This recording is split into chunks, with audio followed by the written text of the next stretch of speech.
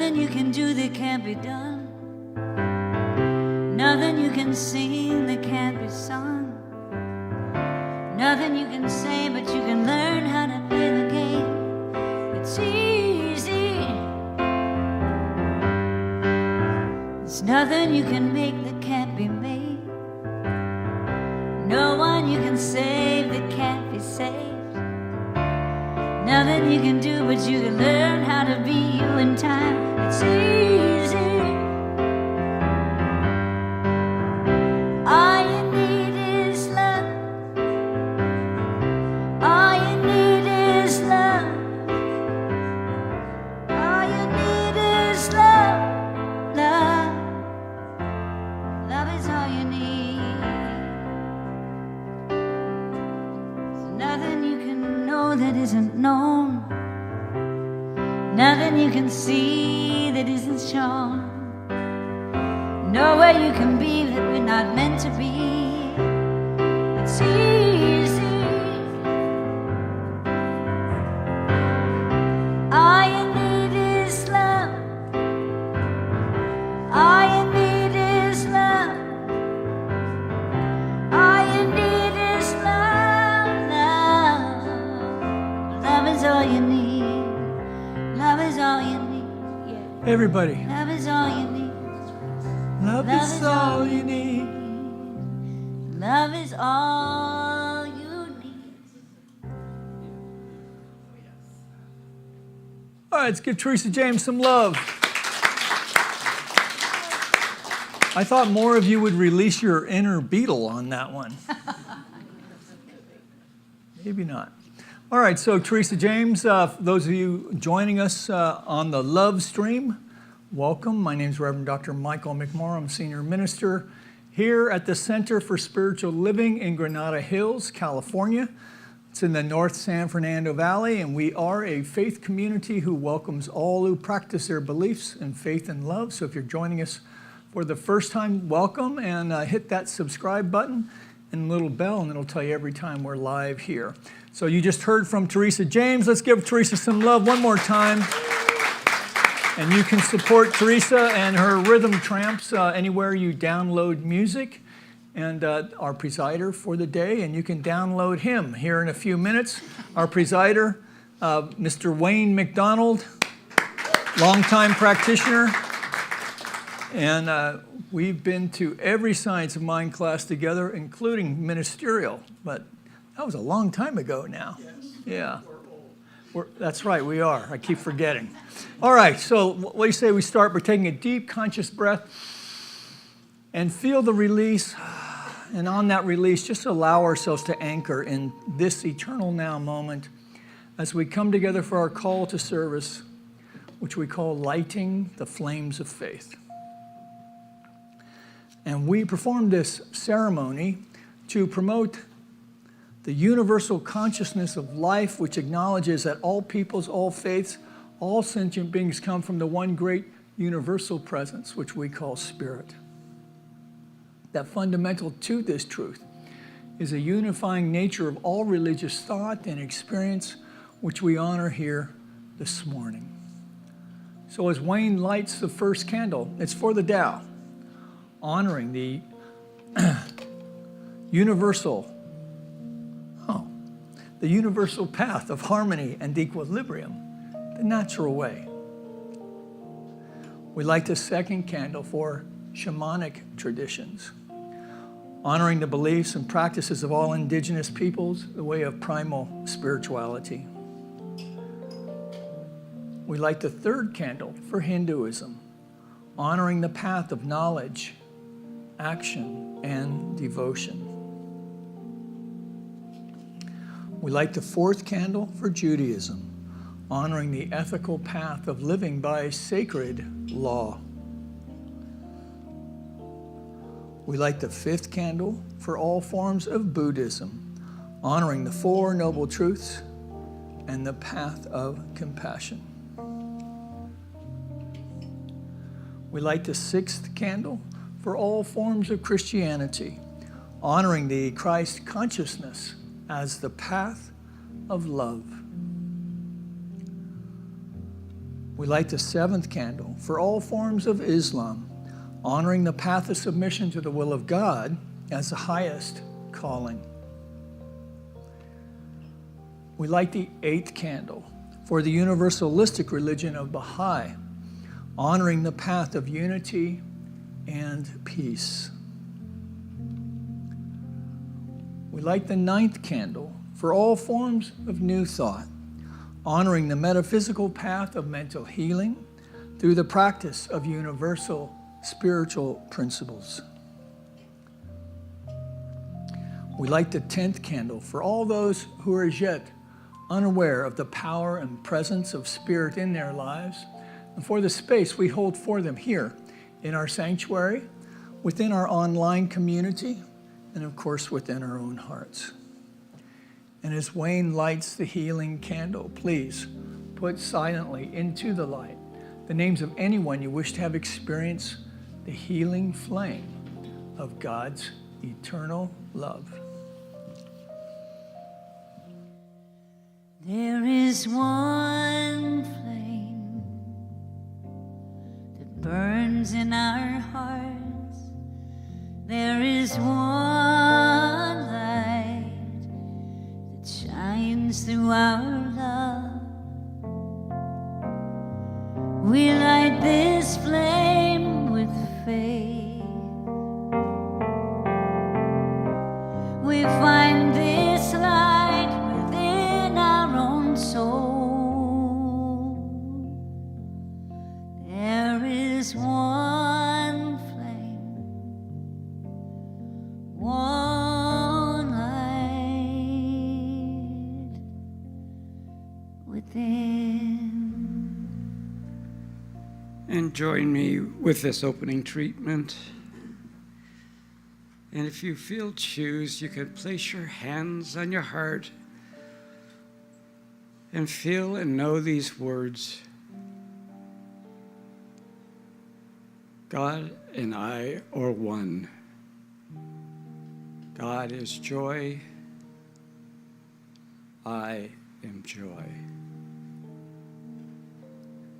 I walk with His presence in love, light, peace, and joy. And I know right here, right now, that the words delivered today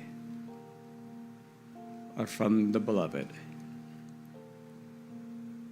I know that I am living a life that is healthy, whole, and complete. I'm always at choice, and I know that my life is filled with ease, joy, health, and prosperity. And I give thanks for this service. I give thanks to this community. I give thanks for those online. I give thanks to the music, our support team.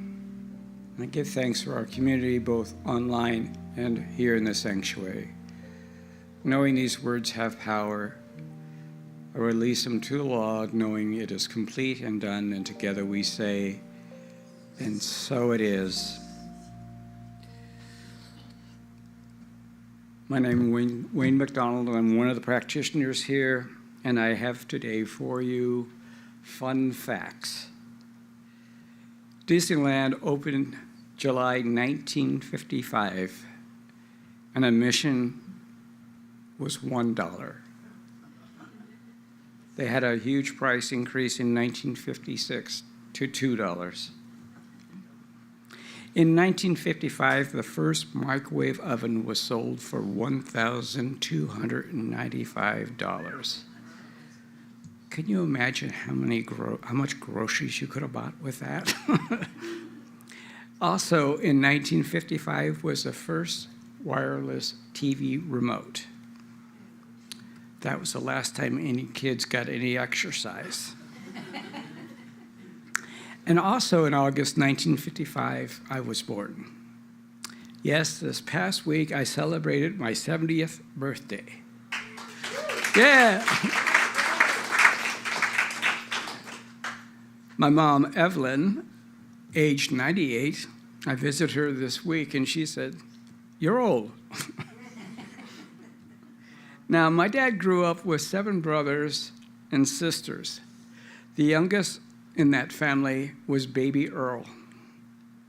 The first time I ever felt old was in the year 2020 when baby Earl turned 80. He's still baby Earl. J.K. Rowling said, "Youth cannot know how age thinks and feels, but old men are guilty if they forget what it was to be young." Age is an attitude. Age is a number. The value of any number can be changed by adding or subtracting from it. Science of Mind has taught me that I am always at choice. It is my choice to decide how I want to define myself. I'm not my age, or health diagnosis, or how much money I have in the bank. I'm always at choice to decide what my value is. Ernest Holmes says, "Spirit beckons me forward into a more complete realization of my own worth and my rightful place in the universe. All my tomorrows will be happy and filled with harmonious occupations." My mom lives in an assisted residence, and there's 2 other ladies there in the same place, and they're 102 years old.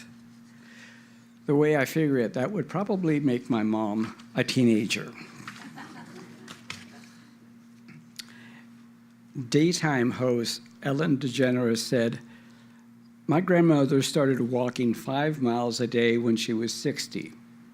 She's now 97, and we don't know where she is." Every day I wake up with gratitude. I fill my days with joy and laughter. I stay young by learning something new each day. Last year, I was in several classes learning advanced mediumship. And at the beginning of April 2025, I started a new business. Sometimes my days and weeks are busy. That is the time I remind myself to pause and live in the present moment and just be. Life is how I want to live it. I choose to live a life of happiness, joy, and beauty. And oh yes, baby Earl, he's still around, and he's still trying to find that remote. Today's quote: "The same stream of life that runs through the world runs through my veins. And to you, love, peace, and joy." And so it is.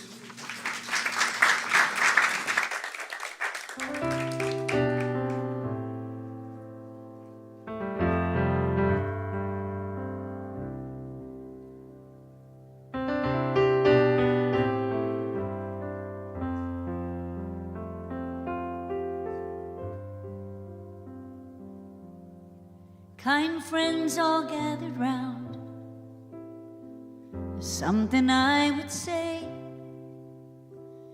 What brings us together here has blessed us all today. Love has made a circle that holds us all inside, where strangers are as family and loneliness can't hide. You must give yourself to love, if love is what you're after. Open up your heart to the tears and the laughter, and give yourself to love. Give yourself to love. I've walked these mountains in the rain, learned to love the wind. I've been up before the sunrise to watch the day begin. I always knew I'd find love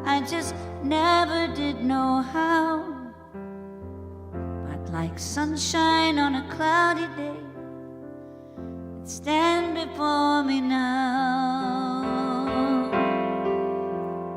So give yourself to love, if love is what you're after.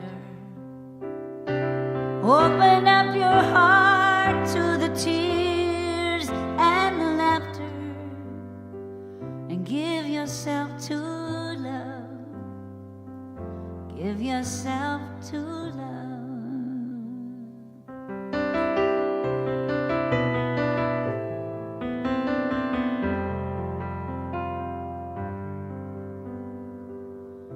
Love is born in fire. It's planted like a seed. Love can't give you everything, but it can give you what you need. Love comes when you're ready, comes when you're afraid. It'll be your greatest teacher, the best friend you have made. So give yourself to love. Love is what you're after. Open up your heart to the tears and the laughter. Give yourself to love. Give yourself to love. Go on and give yourself to love.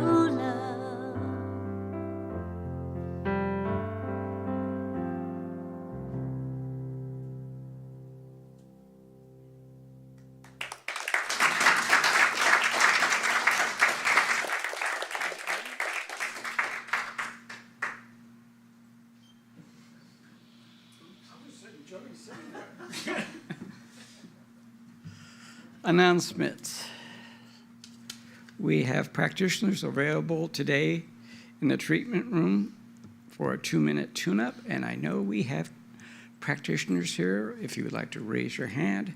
And for those online, we also have practitioners that you can contact at CSLGH.org. I would also like to thank David Rowan for funding the much-needed restriping of the CSL back parking lot. It looks beautiful, and now we have no excuse on where we park. And coming up on ongoing Tuesday, 6:30 to 8:30, join licensed practitioner Patricia Bloomfield for an online guided meditation. That information is available also online. Next Wednesday, coming up, August 27th at 7 p.m., SOM, which is Science of Mind, SOM discussion group. All are welcome, and this will be held on Wednesday, August 27th. You can participate in the open forum with Dr. Maureen and Reverend Nancy. And now I'm going to ask Barbara to come up with the gratitude box. This is actually called the God box. God box. And in the bottom it says, expect miracles. Yay. Okay, so Rev picked it out today, and it says, I'm grateful for all the goodness in my life. Yes. Amen. Thank you, Barbara. So please stand as we do the Declaration of Principles. And also those online, you could repeat these with us. And begin. We believe in one universal spirit, manifesting through all, natural and incarnated in us. We believe that the universal spirit is personal to and reveals itself through everyone who recognizes its presence. We believe that our faith operates upon the law of mind, which automatically manifests in our experience according to that faith. We believe in the unity of all life and the immortality of the individual soul forever expanding. We believe in the eternal goodness, the eternal loving kindness, and the givingness of life to all. So y'all help me sing this, so maybe. Love is my decision. It's up to me to give up my heart. Love is my decision. No one else can tell me to start. And once I decide to change my mind, God will show me how. Love is my decision right here and now. Love is my decision. It's up to me to stand on that bridge. Love is my decision.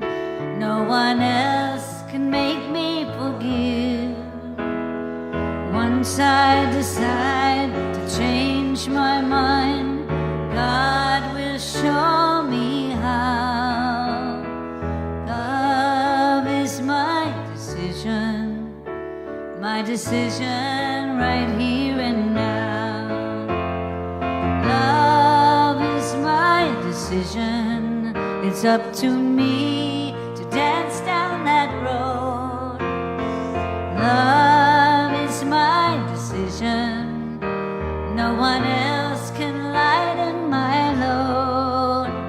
And once I decide to change my mind, God will show me how.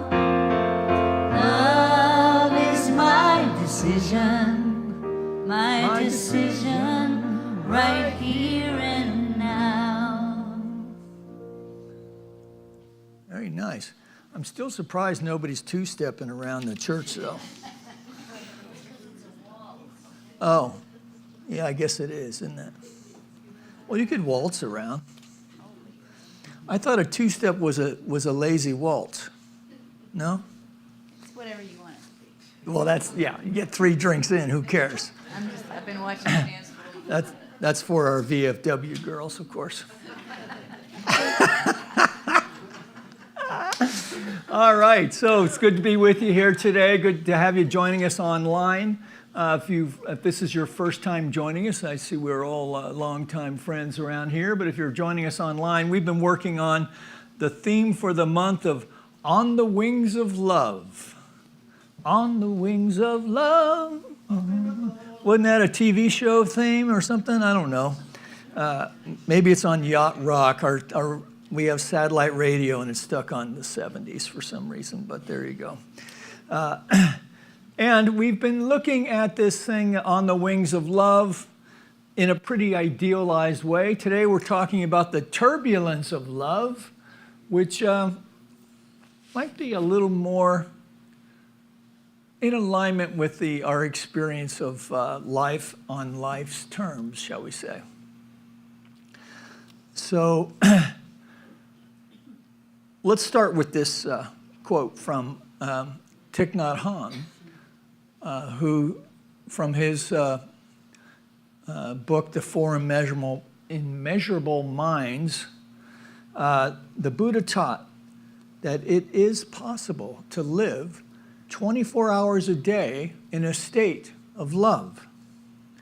Every moment, every glance, every thought, every word can be infused with love. Simple, easy peasy. No? Yes? No? Oh, yes. Oh, good. All right, we have one lover up here. For me, I got to say, what an order. I can't go through with it because it's raising the bar really high. 24 hours a day, every movement, every glance, every thought, every word infused with love. So this is a wonderful goal to set before ourselves. Right? Maybe that would make a great morning offering, if you will. Right? May today, in this day, may I, every movement, every glance, every thought, every word, may I infuse with love. So, although we've been speaking to heart-centered ways of being, a lot of these lessons are still in our heads. So remember, last week there was this idea of the practice was, my darling, I am here. My darling, I am here and you are there. My darling, I am here and I see you suffering.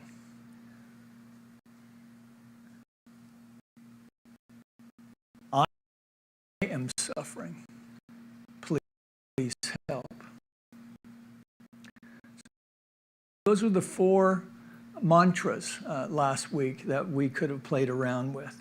And yet still, if all we're going to do is read these things, even though they may give us a little tweak in the heart, it's still easy to intellectualize it unless we actually put it into practice. Yes?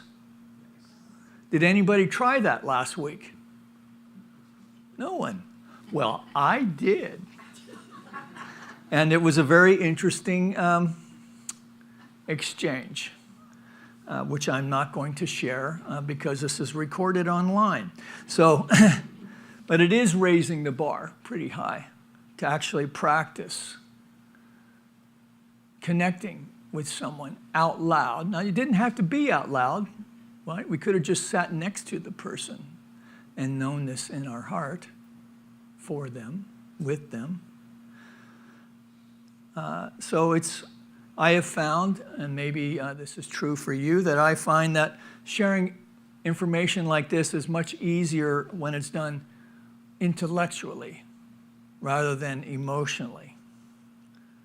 And yet, at the same time, we are, all of us, transmitters of truth, or at least ideas, given our own perspectives, from our own perceptions. And I think we often forget, particularly with the spoken word, or when we're letting our thumbs get out ahead of our thinking, right? That we are transmitters. We are transmitters of truth as we understand it to be. Now, some of these ideas are going to be a fiction, masquerading as truth. Some ideas are nonfiction, right? Based in fact. Now, often, in conversation at least, well, first in our mind and then in conversation, it's a story that's an amalgamation of both. So, a story that we want to share from various motivations. So there's the truth, and then there's all of the little exaggerations and so forth that we may layer on top of it for whatever motivations we may have. And there is a shift when we move from conversation to the written word, right? Conversation happens in real time. It's easy to be misunderstood. It's far too easy to be harsh or unkind, particularly when we're locked up with someone, right? If we're struggling in a subject that's difficult to speak to. Far too easy to be harsh or unkind. That's why this social media phenomenon that's been going on for a few years now is not really very helpful, right?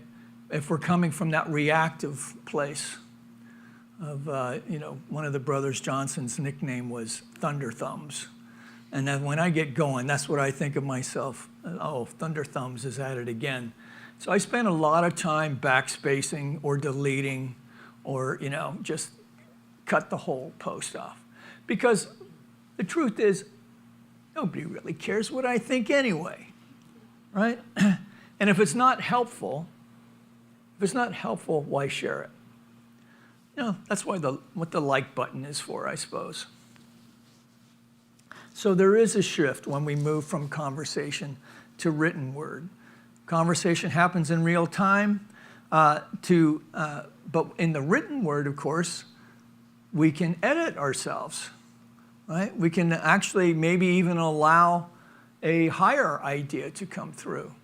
Right? So in a writing class that I once took, a lot of people think about writing. Right? And they'll even spend money to go to workshops where you talk about writing. Right? But the workshops that are the most helpful are the ones where you actually write. Right? And the prognostication or the reminder in the class I took was that writing is thinking. Writing is thinking. Many of us think that thinking is writing. Well, what happens if we think thinking is writing? We're just always thinking. And one of these days, I'm going to write that great American novel or my memoir or whatever it is. Because the truth is that we all have a story within us, right? And hopefully, right? Hopefully it's a story that's open at the top, that we are open to a continual renewal and unfolding. In conversation, though, it's easy to be harsh or unkind, to share an idea, to be respectful and open while sharing, to be aware enough in real time to know the difference between being persuasive and being manipulative. Being persuasive or being manipulative. And is this not where the true work is? Right? Thich Nhat Hanh reminds us and encourages us to see life with the four immeasurable minds, the abode of Brahma, right? That universal consciousness. So this is not just a poetic notion. It's also a metaphysical truth. When we live in Maitri, loving kindness, Karuna, compassion, Mudita, joy, Upeksha, equanimity, we are abiding in divine consciousness.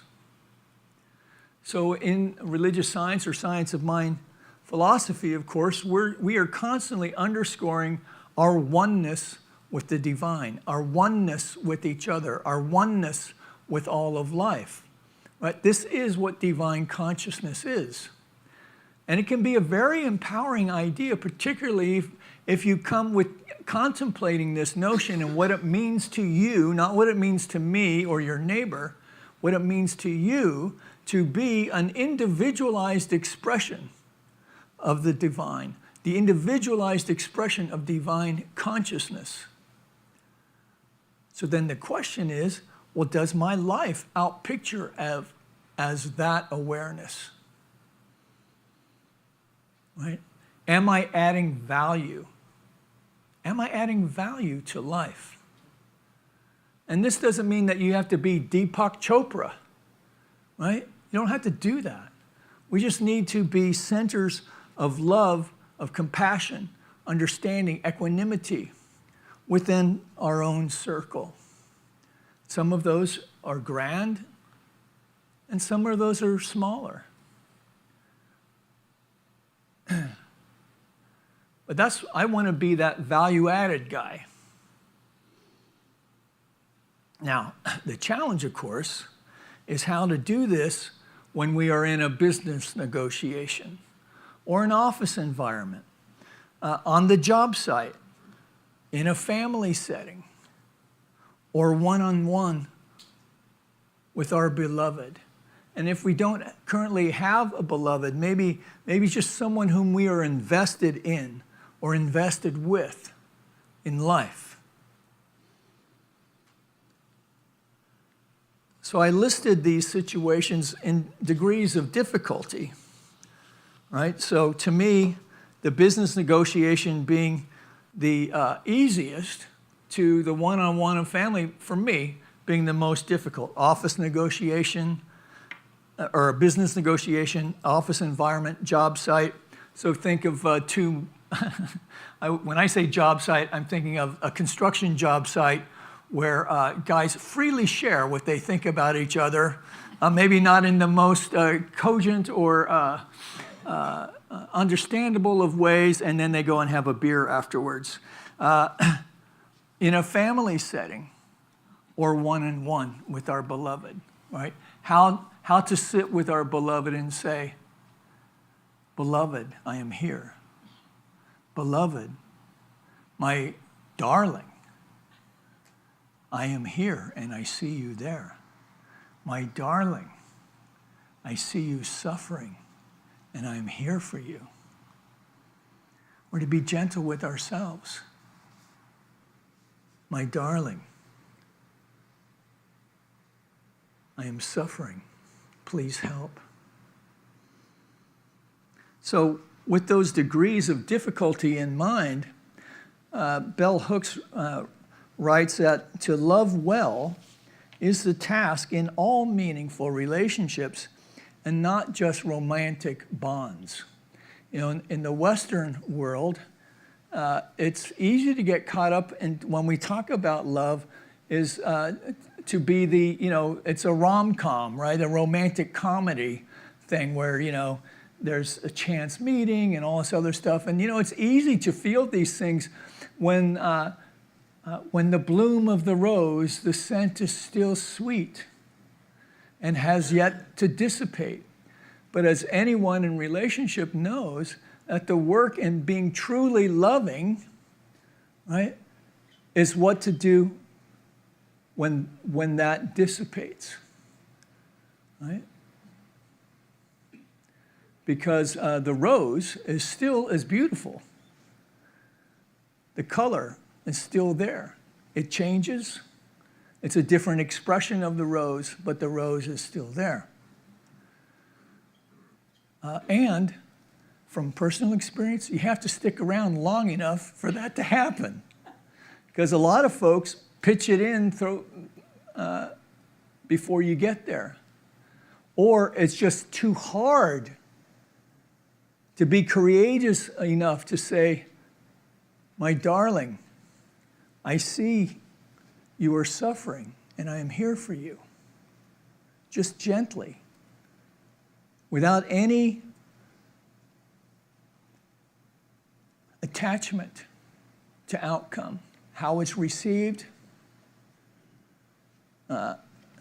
Frankly, I don't think it's that easy to do, but it's so important, particularly when we get locked in. You know, we start talking about, you know, in long-time marriages, you know, in the early years where you're arguing about, you know, sex or the house or the car or the kids or the whatever. You can get locked into, you know, and attached to ways of seeing what we think our married life is supposed to look like, and then there's the reality of it, the day-to-day of it. We get stuck in the old patterns, right? We're pasteurizing, or we get in this fantasy of what it should be, futurizing, right? Instead of being right where we are today. My darling, I am here. I am here. My darling, I am here and I see you there. Right? This is a consciousness thing, yes? Right? It's an awareness thing. We can get so caught up into quote unquote ordinary living that we lose sight on how to be fully present. Now, I don't know if, you know, Thich Nhat Hanh, he's a monk. What does he know? Right? Maybe he was married. Some monks can be married, but I believe he was celibate, right? Which, you know, by the time you get to 40, it probably gets a lot easier, I'm guessing.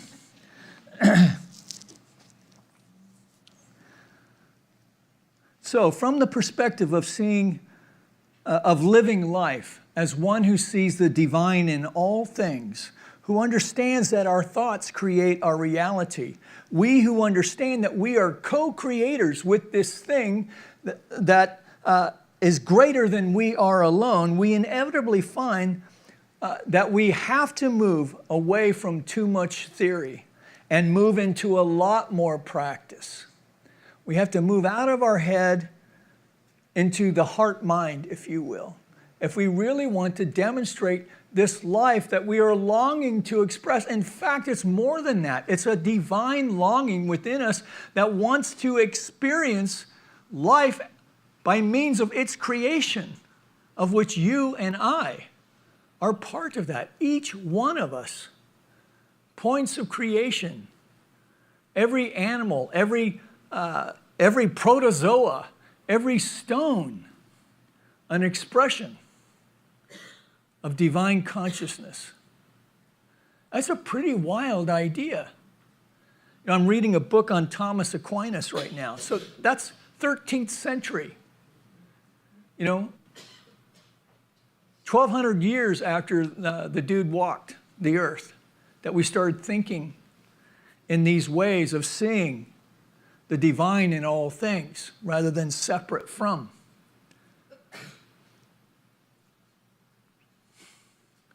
If we truly want to change our thinking to change our life, we must change the story that we are currently attached to. Change the story. We have to get out of our heads, and we are going to have to move out of the realm of ideas and into the realm of the heart of possibilities. And this is what every good story has in it.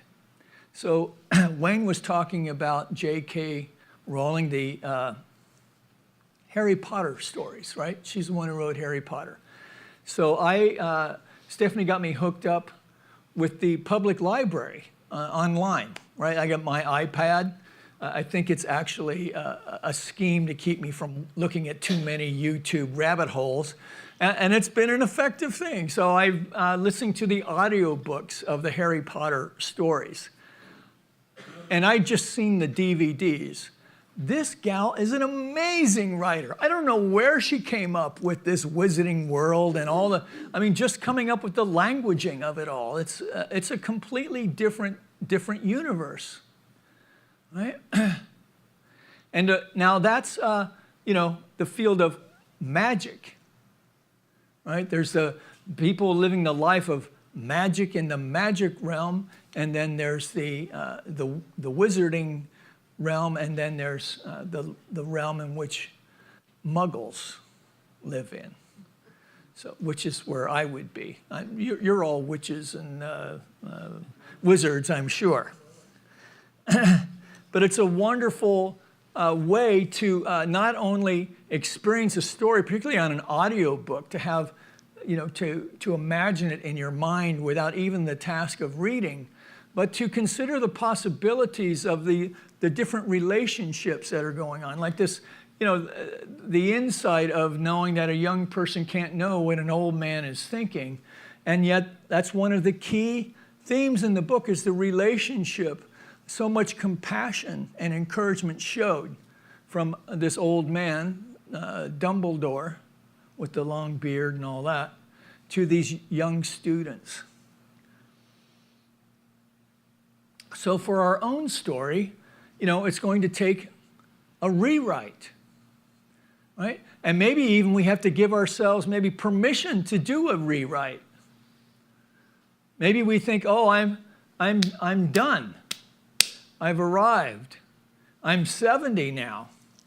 I became a father 44 years ago. Talk about feeling old. It's my son's 44th birthday today, right? It's like, how the hell did that happen? You think back, I remember the day he was born, right? Anyway, all of you can relate to that on some level. But this rewrite is going to take imagination, creativity, audacity, courage to begin to live life anew. And this is true if you're 20, 4 times 20, or 6 times 20.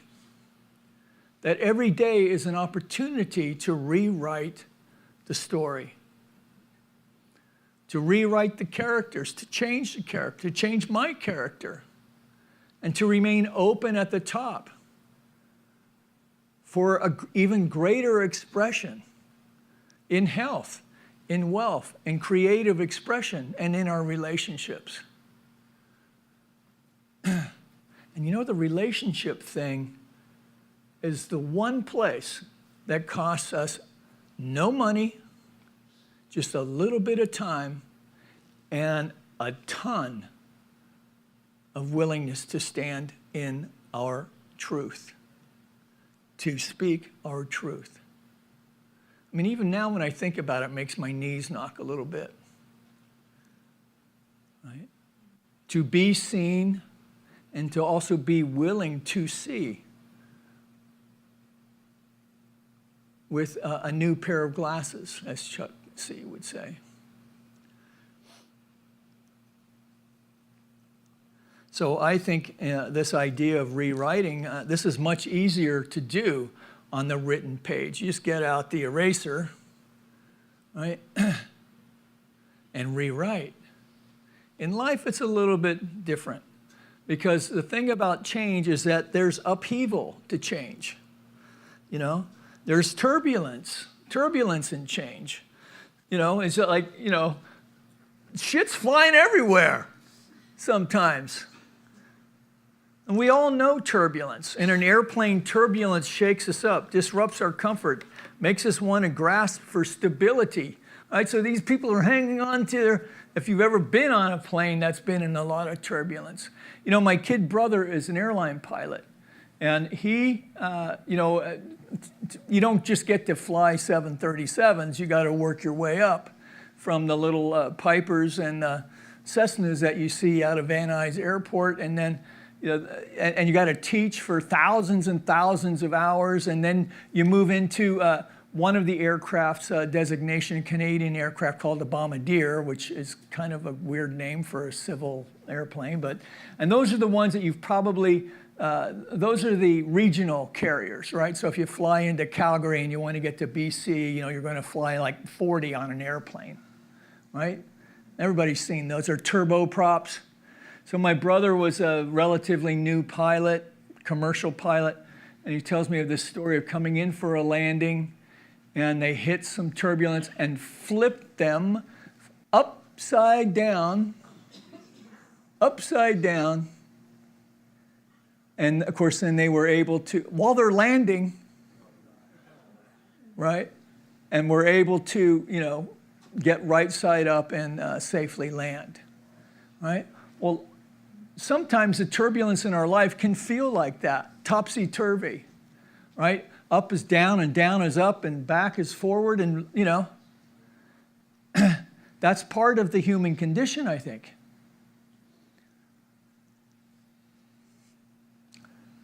And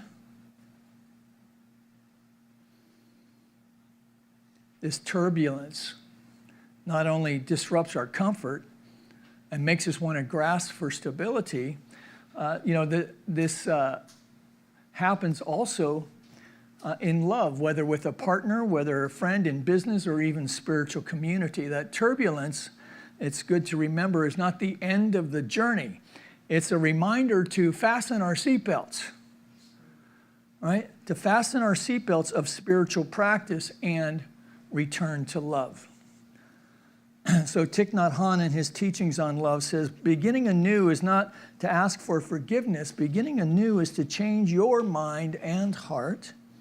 All wrongdoings arise in the mind. It is through the mind that wrongdoings can disappear.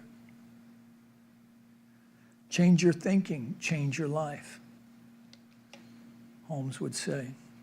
So turbulence in this way is really an invitation to transformation. When love feels rocky, we may believe something is broken, but turbulence is not a failure. It's a signal of growth. It's a wake-up call.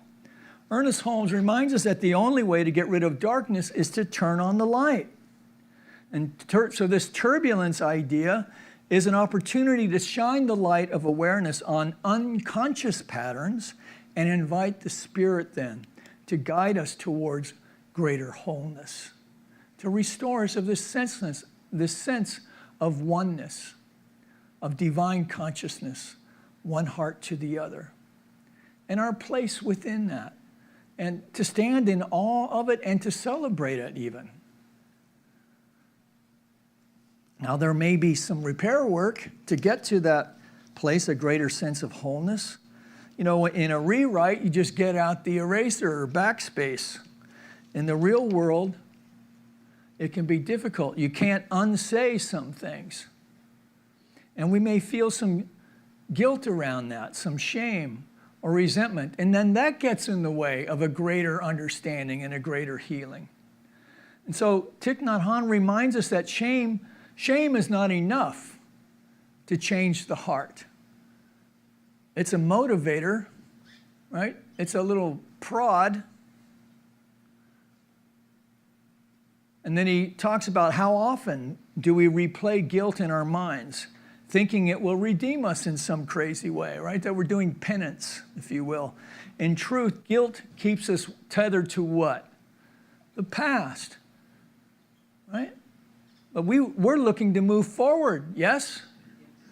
Okay, so yeah, maybe we need to clean some stuff up, make amends maybe,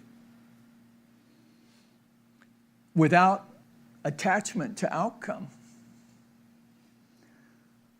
Science of Mind reminds us that we are never punished for our mistakes, but rather by them.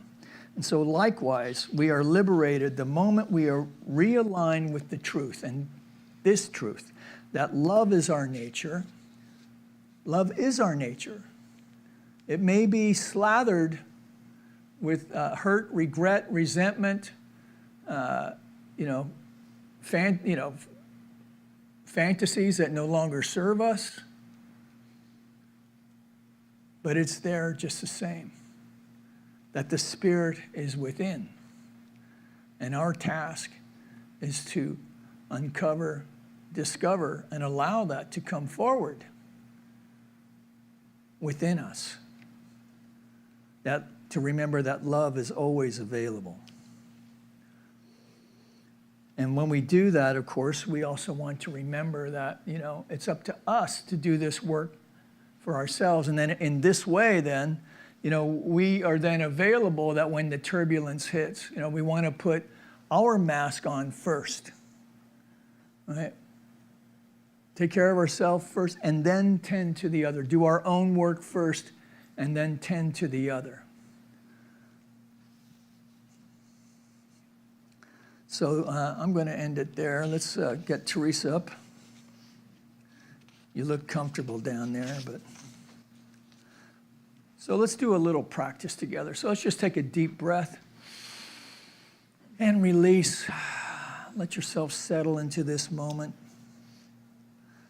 So imagine a time that maybe you were locking horns with somebody.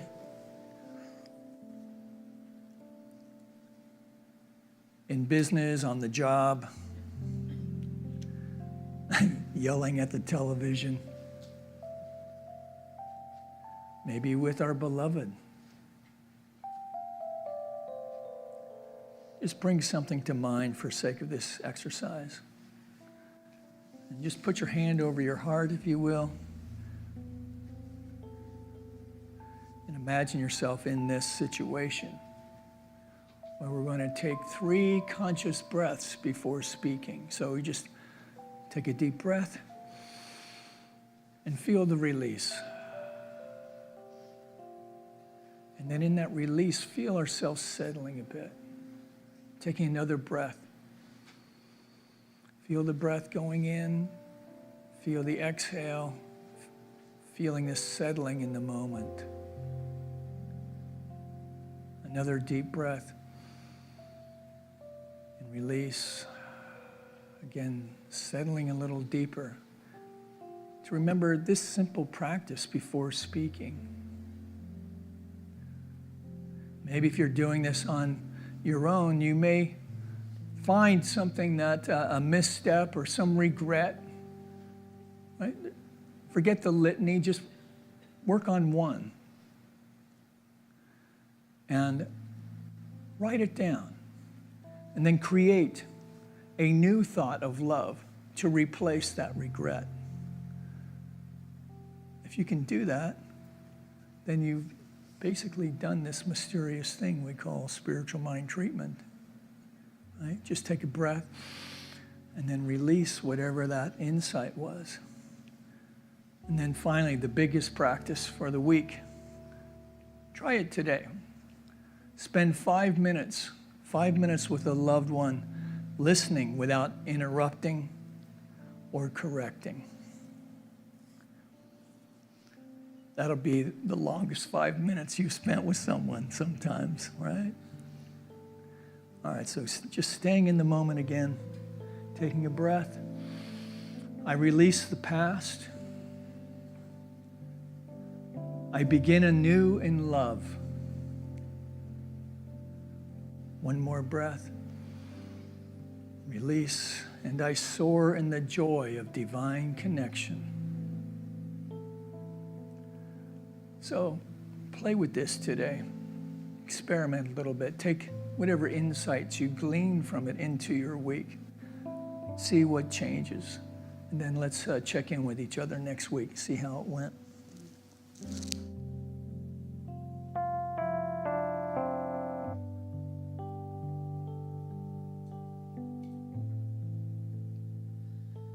I took a walk down by the sea.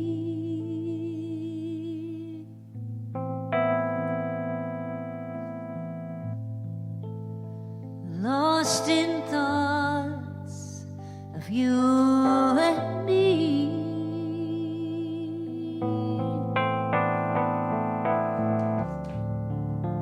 Just like the moon turning the tide, I feel a pull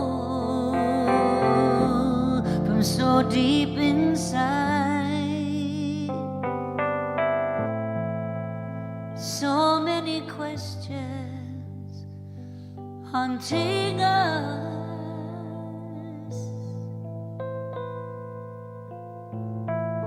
So many doubts attack our love.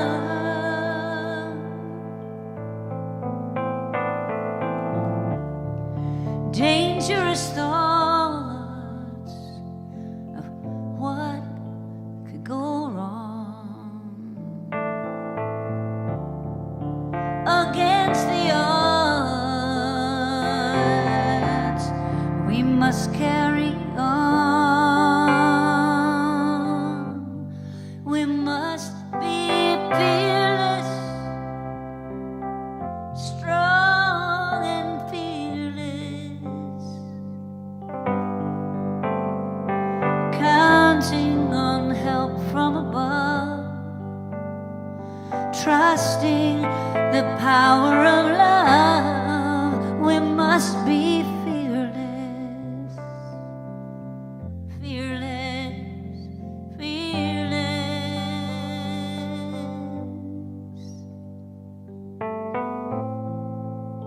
And for so long I was afraid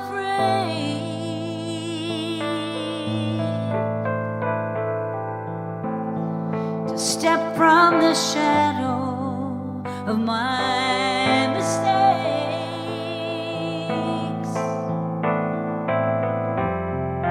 Your love has given me the courage I need.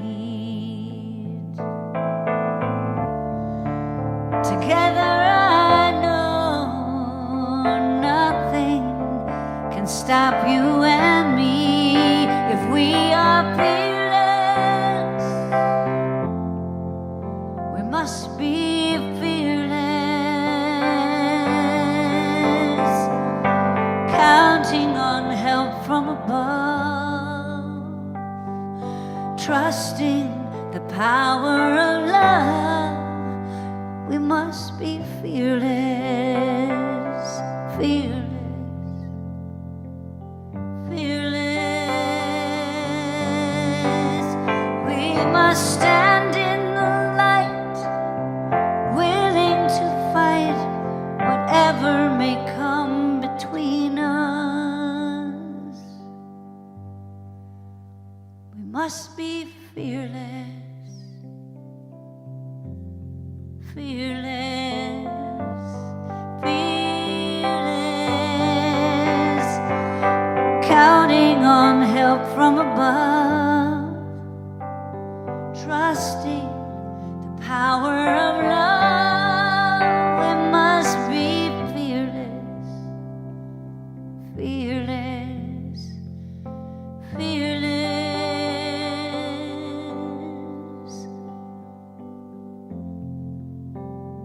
trusting the power of love. We must be fearless.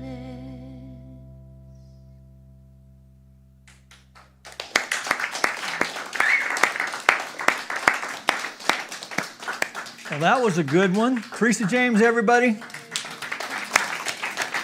So while we're giving her love here in the room, make sure you give her some love in the chat. And we're going to bring our offering basket up now. Can you bring the stool with you, please? Thank you, Marlena. All right, so if you've come prepared with a gift this morning in person, that's great. Not required, but we appreciate it. For those of you joining us online, maybe you can find your way over to the to our donate button. And and I know a lot of people, a third of our financial support is coming from online giving. So if you happen to be one of those and you want to place a blessing upon the basket, don't be shy. You don't have to necessarily have anything in your hand. You can just know prosperity for the center as well. Okay, so what do you say we sing our way through the offering? When you're ready.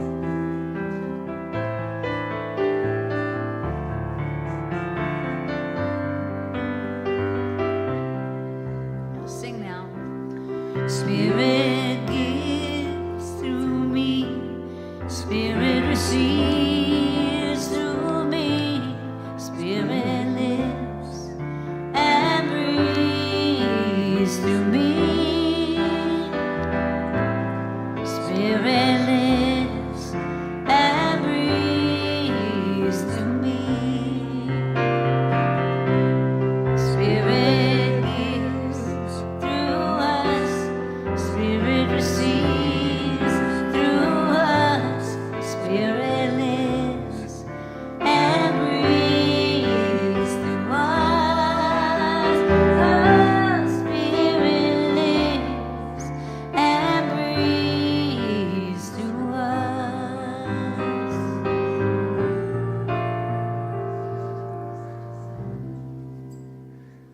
So I love that we just got a Zelle or an Apple Pay blessing up here.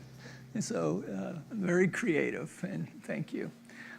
All right, so just recognizing for a moment longer that this basket represents both the generous heart of the individual, the receptive heart of this spiritual community. The generous heart of that individual who knows and knows that they know that God is our source, our substance, our supply. And so as the receptive heart of this community, we accept these gifts, whether here in the offering this morning, through online giving, or through the mail, that we know that all of these gifts go forth to heal, to prosper, and to bless not only this spiritual community, but anyone connected to it in any way. From this place of gratitude, we extend a blessing upon our community of Granada Hills, our city of Los Angeles, our state of California, our United States of America, all of its churches, temples, mosques, schools, universities, the people who attend them, the people who support them, and that we know in some wonderfully crazy cosmic way, the creative impulse of life is alive and well in our life in ways great and small. And to the extent that we know this to be so, we see its easy, full, and complete demonstration. This lifts our hearts. We feel a sense of power and grace that propel us into ways of spiritual living that raise not only our own lives, but the lives of those around us as well. And that's a good thing. And together we acknowledge this by saying, and so it is. So let's thank Teresa James one more time, please. And invite our friend our friend Wayne to come on up here and pray us out. And thank you all for being here. We'll see you next week. Join me for this closing treatment, and I invite you to close your eyes if you wish as we go within and recognize God is love, peace, harmony, joy, and love, and I am one with that source. I am love in action. I am beauty in action. I am joy in action. And I know that this service has filled my heart with a purpose, a drive to reach out and support the community, to reach out to friends, to family, to strangers, and let love guide and direct this day. Let love be the right decision to lead life with love and share that love and see love in everything that I do and the people I meet and greet. And with gratitude, I give thanks for the center. I give thanks for our online community. I give thanks for our ushers and greeters and our soundboard. I give thanks for our musician, Teresa James. I give thanks for Reverend McMorrow, our spiritual director. And I give thanks for this, for the community that guides and directs us throughout this day. And knowing this is all complete and done, I just release and let go, and together we say, and so it is. All right, you guys want to join in the circle? Sing with me here.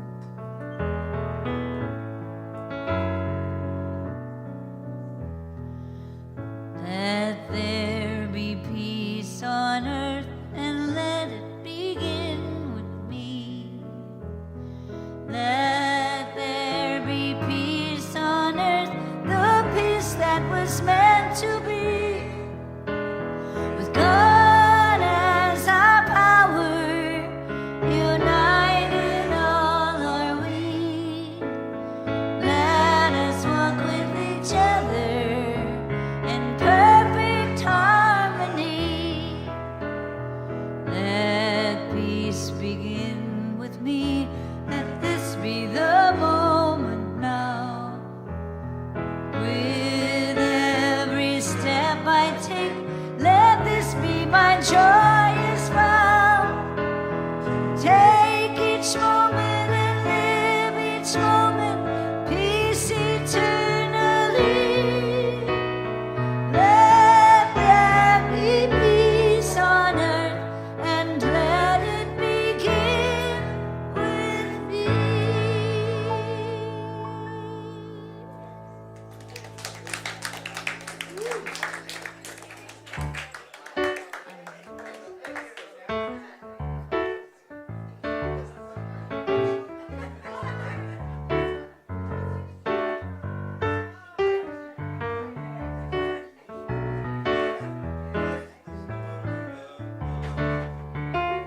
I love this song. You gotta allow